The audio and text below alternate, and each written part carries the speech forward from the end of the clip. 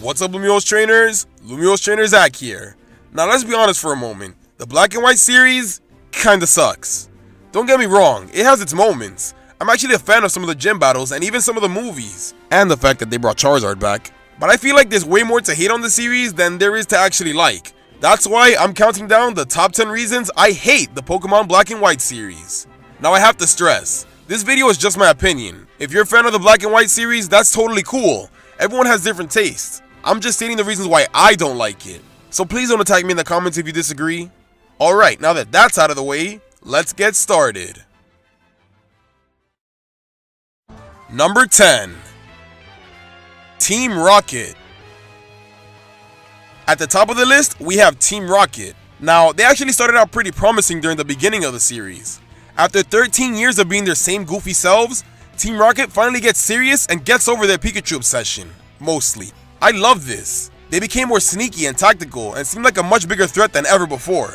This is because they received a mission from Giovanni himself, so they had to take it serious. And that mission was? Nobody knows. You see, the beginning of the Black and White series was setting up a huge Team Rocket vs Team Plasma special. But because of a recent earthquake that hit Japan at the time, and the fact that these episodes featured Castelia City getting damaged, the episode had to be cancelled so it wouldn't trigger people. So the Team Rocket vs Team Plasma plot got thrown out the window. And little by little, Team Rocket went back to their old ways. What a shame.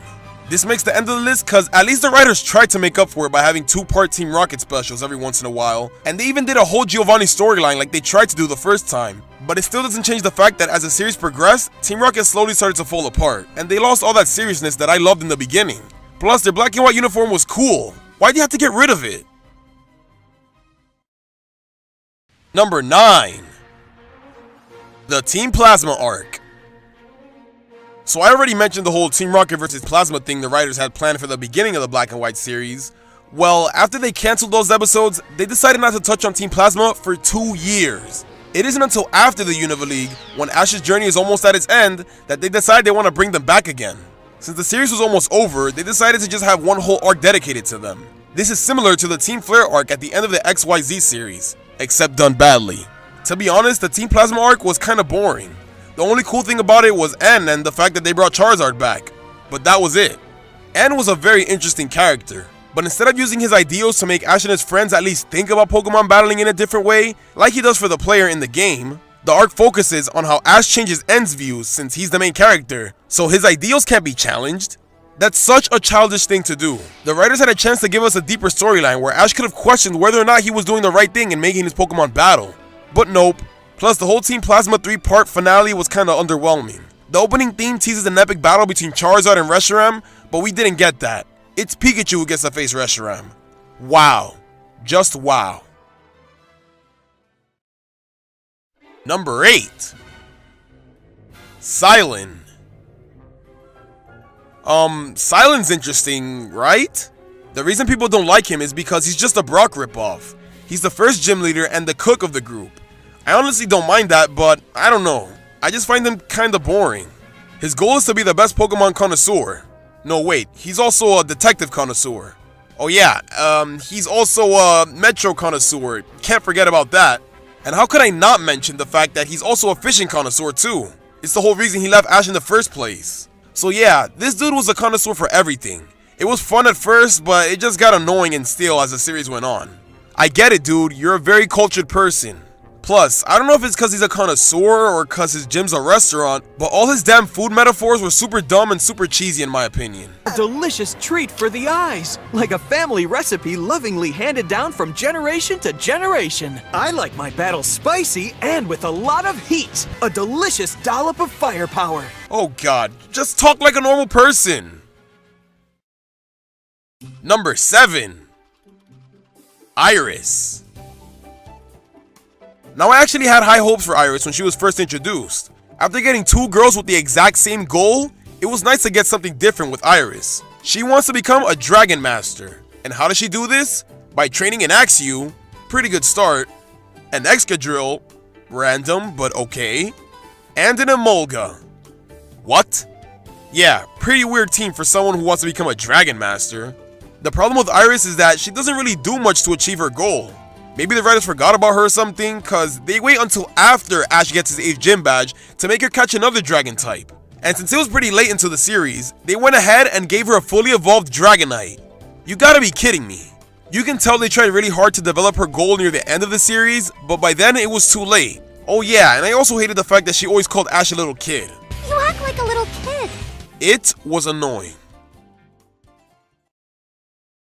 Number 6.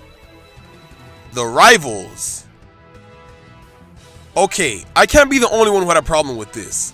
The Black and White series had way too many rivals. We got Ash's main rival Trip. Okay, that's fine. Then we got Bianca, his secondary rival. Okay, that's fine too. Then we got Stefan. When we first met him, he seemed like a random trainer, but nope, he's Ash's 3rd rival. Okay, that's weird. Then we got Luke. What the heck? And then after Ash gets his 8th gym badge, we get Cameron. Whoa, relax. And then, literally right before the league, we get Virgil. Calm down. That's way too many rivals for one region. Ash had so many rivals this time that none of them got the right amount of development. They used those stupid tournament arcs to give them all a chance to shine, but since all of them were there at the same time, we could never really focus on just one. Stefan being the only exception though. So the idea of having multiple rivals might sound good in paper, but the execution was pretty sloppy. The whole rivals thing got so ridiculous that they even gave Iris and Silent a rival. Silent has a rival. Let that sink in. Did we really need that? Number 5. Trip. Trip gets his own special little spot cause my reasons for hating him is a completely different story. To be honest, he felt like a reaction to Paul if anything. The writers saw how well Ash vs Paul went during the Diamond and Pearl series, so they tried to replicate that in the Black and White series. I didn't like that. They made him always beat Ash, like Paul. They made him always talk down to Ash, like Paul. And they always made him one step ahead of Ash, like Paul. We get it, Paul was a good rival, but that doesn't mean you have to do the same thing. Since we had 50 million other rivals during this region, it took away from some of the development that Trip could have gotten that would have made him as good as Paul. Maybe if the writers made him his own character instead of a Paul wannabe, his rivalry with Ash would be a lot better. Number 4. Ash's Pokemon. Just like how Ash had too many rivals in this region, he had way too many Pokemon. This was the first region where Ash had a rotation of Pokemon instead of just 6. And although this might be cool, the problem with that is that some Pokemon got way more time to shine than others. Since Ash was too busy using Pikachu, Pignite, and... yeah, just those two. He left others like Palpitoad, Bulldor, and Unfezant in the background. Maybe they wouldn't have sucked so much if they had more time to shine. I'll admit though, I did like Crocodile, Scraggy, and Oshawott, but the rest were kinda lame. Pignite was an Infernape ripoff that can never come close to the original. Snivy is implied to have left his previous trainer, but we don't really get anything from this besides the assumption made by Ash and his friends, so that was stupid. And Leavanny is... Leavanny. So yeah, I hate Ash's Pokemon in this region. That might be an exaggeration, but you get the point. Maybe if they had balanced this out more and made some of them evolve, this would have been a lot better. Number 3. The Unova League. Okay, I won't go too in depth with this because I uploaded a whole video reviewing the Unova League, so you should check that out if you want my full opinion.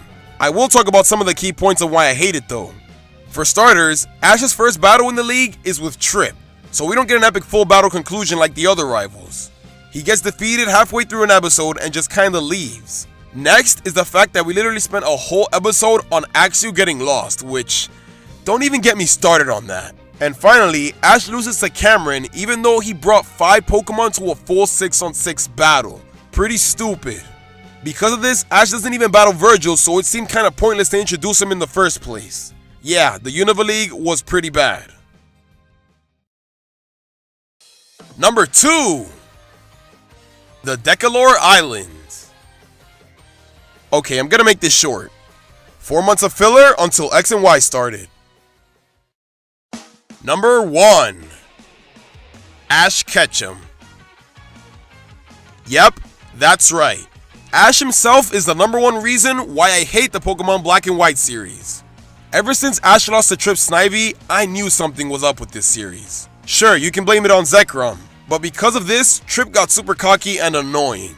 And then Ash lost to him again. And again. Again. You see, every series before this one has Ash carry over all the knowledge and experience that he had during his previous journey. That's why he was so great during Sinnoh. He was at his peak. But once the Black and White series started, looks like the writers hit the reset button with Ash and made him 10 years old again. Because of this, it's like he's a beginner again. He does things like catch Pokemon without even weakening them, forgetting about type matchups, or even forgetting what certain moves do. One of the most annoying things he does is when he whips out his Pokedex whenever he sees a Pokemon he's already seen before. I swear, there's been about 5 times where he checked out James's Yamask in the Pokedex. Is that really necessary? Seriously, Ash? You forgot what a coughing is? I'm surprised he hasn't searched up his Pikachu in the Pokedex yet. This gets even worse when you think about it. His battle experience is so bad in this region, which is probably why he lost to Cameron. In Black and White, he usually wins by pulling off a crazy stunt last minute or getting lucky with an evolution mid-battle. Man, remember the days where Ash was actually smart and came up with strategies before his battles? Well, that's thrown out the window here. Before, I enjoyed watching him battle because I couldn't wait to see what kind of awesome strategy he would use. But now it's like, I can't wait to see how he messes it up this time. What a shame. So that's it. That's my number 1 reason for hating the Pokemon Black and White series. It's because they made Ash Ketchum suck.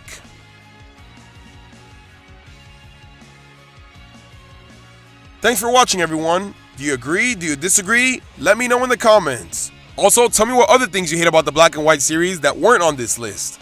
By the way, if you're a fan of these Pokemon seasons, don't be afraid to share your opinion in the comments down below as well. I'm actually really interested to see what the Unova fans have to say in defense. I'm looking at you, Ozymitsu. Alright, it's time for me to head out now. My voice is killing me, so I gotta stop. If you enjoyed this video, or at least weren't triggered by it, hit that like button and subscribe if you haven't. Also, follow me on Twitter to find out what's up and what's new. Last but not least, make sure you live it out to the fullest, and I'll see you all next time. My voice hurts.